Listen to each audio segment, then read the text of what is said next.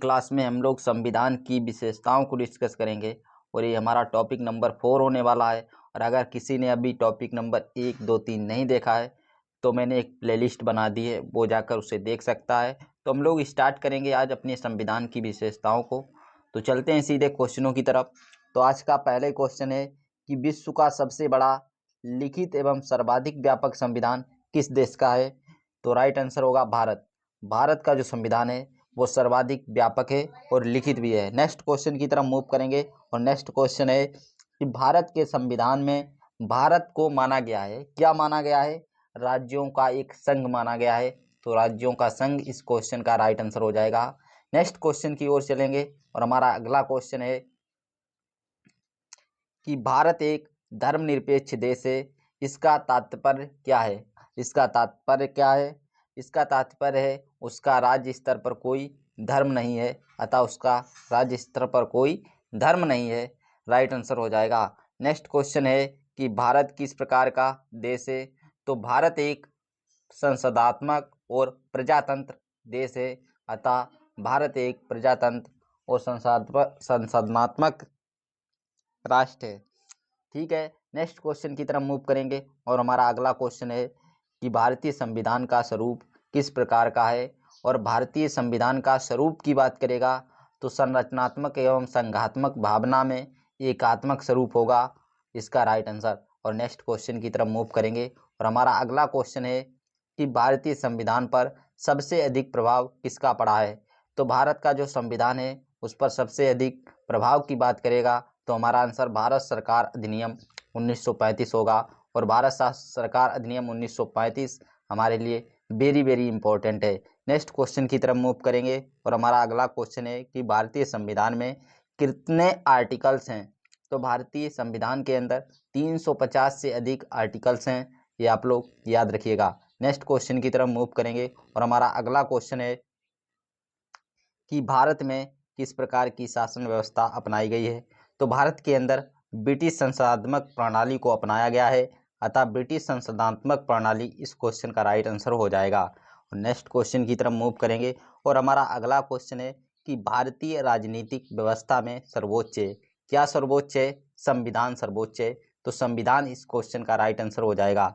Next question है कि भारतीय संविधान के वृहद होने का कारण क्या है? इसके वृहद होने का कारण है इसमें संघ तथा राज्य दोनों सरकारों का संविधान है।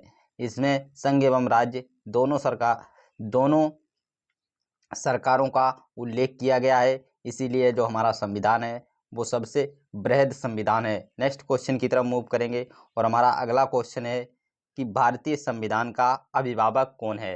भारतीय संविधान का अभिभावक पूछा जाएगा तो फ्रेंड्स हमारा आंसर होगा सर्वोच्च न्यायालय। सर्वोच्च न्यायालय इस क्वेश्चन का राइट आंसर होगा। और नेक्स्ट क्वेश्चन है कि भारत में वयस्क मताधिकार की उम्र सीमा क्या है? अगर उम्र सीमा पूछी जाएगी तो 18 वर्ष होगी और 18 वर्ष इस क्वेश्चन का राइट आंसर हो जाएगा। नेक्स्ट क्वेश्चन की तरफ मूव करेंगे और हमारा अगला क्वेश्चन है कि भारतीय संविधान व्यवस्था की एक विशेषता है, क्या विशेषता है? संविधान की सर्वोच्चता। संविधान की जो सर्वोच्चता है वो हमारे संघीय व्यवस्था की विशेषता है। नेक्स्ट क्वेश्चन की तरफ मूव करेंगे और हमारा अगला क्वेश्चन है कि भारत के संविधान में संघीय शब्द की जगह किन शब्दों को स्थान दिया गया है? यानी जहाँ पर संघीय शब्द है वहाँ पर किन शब्दों को रखा गया है? वहाँ पर राज्यों एवं संघ को रखा गया है, तो राज्यों एवं संघ इस क्वेश्चन का राइट आंसर हो जाएगा। नेक्स्ट क्वेश्चन की तरफ मूव करेंगे और हमारा नेक्स्ट क्वेश्चन है कि भारतीय संविधान में कितनी अनुसूचियाँ या लिस्ट हैं?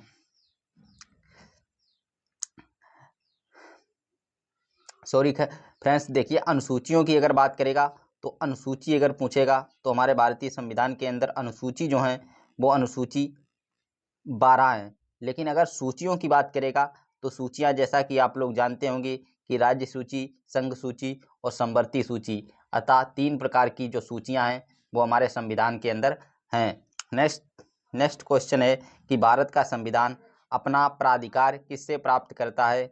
तो भारत का जो संविधान है वो अपना प्राधिकार भारत की जनता से प्राप्त करता है, अतः भारत की जनता इस क्वेश्चन का राइट आंसर होगा। नेक्स्ट क्वेश्चन की तरफ मूव करेंगे। नेक्स्ट क्वेश्चन है कि भारत में वैध प्रभुसत्ता निहित है, किसमें निहित है? तो संविधान के अंदर निहित है, संविधान इस क्वेश्चन का राइट आंसर हो जाएगा। नेक्स्ट क्वेश्चन है कि भारतीय संविधान की संरचना किस प्रकार की है? तो ये कुछ एकात्मक और कुछ कठोर इस प्रकार की इसकी संरचना है। और नेक्स्ट क्वेश्चन है कि लिखित संविधान की अवधारणा सर्वप्रथम कहाँ जन्म लिया? यानी जो लिखित अवधारणा है सबसे पहले उसने कहाँ जन्म लिया था? तो फ्रांस के अंदर जन्म लिया था। फ्रांस इस क्वेश्चन का राइट आंसर हो जाएगा। और नेक्स्ट क्वेश्चन है कि अध्यक्षात्मक शासन का उदय सर्वप्रथम किस देश में हुआ? तो संयुक्त राज्य अमेरिका, अमेरिका इस क्वेश्चन का राइट आंसर हो जाएगा। नेक्स्ट क्वेश्चन की तरफ मूव करेंगे और हमारा अगला क्वेश्चन है कि भारतीय संघवाद को किसने सहकारी संघवाद कहा? तो जी ऑस्टिन ने भारतीय संघवाद को सहकारी संघवाद की संज्ञा दी थी, अतः जी ऑस्टिन इस क्वेश्चन का राइट आंसर हो जाएगा। और हमारा अगला क्वेश्चन है कि कौन सी विशेषता भारतीय संघ और अमेरिकी संघ दोनों में साझी है? तो संविधान की व्याख्या के लिए संघीय उच्चतम न्यायालय इस क्वेश्चन का राइट आंसर हो जाएगा। और हमारा अगला क्वेश्चन है कि भारत में सर्वोच्च माना गया है, किसको माना गया है? संविधान को माना गया है, संविधान इस क्वेश्चन का राइट आंसर हो जाएगा। अगले क्वेश्चन की तरफ मूव करते हैं और देखिएगा फ्रेंड्स, हमारा अगला क्वेश्चन है कि भारतीय संविधान का आप किस प्रकार वर्णन करेंगे? अगर हमारे भारतीय संविधान का वर्णन करना होगा तो हम विश्व के विस्तृत संविधानों में से एक है हमारा संविधान, इस तरीके से इसका वर्णन करेंगे। और हमारा अगला ही क्वेश्चन है कि भारत का संविधान मान्यता प्रदान करता है, किसको मान्यता प्रदान करता है? केवल धार्मिक अल्पसंख्यकों को मान्यता प्रदान करता है, केवल धार्मिक अल्पसंख्यक इस क्वेश्चन का राइट आंसर हो जाएगा। और नेक्स्ट क्वेश्चन की तरफ मूव करेंगे। देखिए फ्रेंड्स, ये थे हमारे जो संविधान की विशेषताओं से संबंधित जो भी वन लाइनर क्वेश्चन थे, उन सारे वन लाइनर क्वेश्चनों को हमने डिस्कस किया। अब कल हम लोगों का जो नेक्स्ट टॉपिक होने वाला है वो होने वाला है संविधान के स्रोत। और संविधान के सोर्स से कल जो भी क्वेश्चन बन सकते हैं वन लाइनर फॉर्मेट में, हम कल उनको डिस्कस करेंगे। तो मिलते हैं कल नेक्स्ट वीडियो में। इससे पहले मैं आप लोगों से रिक्वेस्ट करूँगा कि अगर आपने वीडियो को पूरा वॉच किया है तो आप प्लीज़ चैनल को ज़रूर सब्सक्राइब करें और एक प्यारा सा कमेंट ज़रूर करें, क्योंकि आपका जो कमेंट है वो हमें मोटिवेट करता है नेक्स्ट वीडियो बनाने के लिए। तो मिलते हैं किसी नेक्स्ट वीडियो में, तब तक के लिए जय हिंद, जय भारत।